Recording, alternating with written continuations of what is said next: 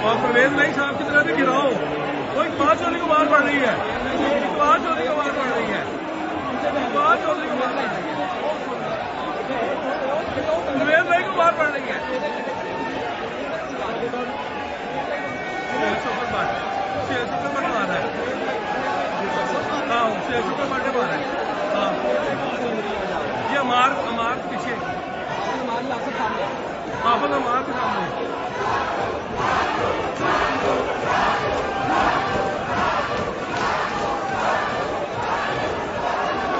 ये बकायदा तौर पर इसमें मछली मंडी बना हुआ है।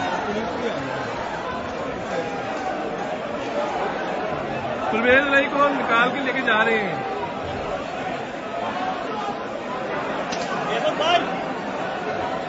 ये परवेज लाई साहब जा रहे हैं, ये परवेज लाई साहब, ये उन्हें पकड़ा गया है, ये लेके इन्हें पहले मारा गया है। ये परवेज लाई साहब को लेके जा रहे हैं।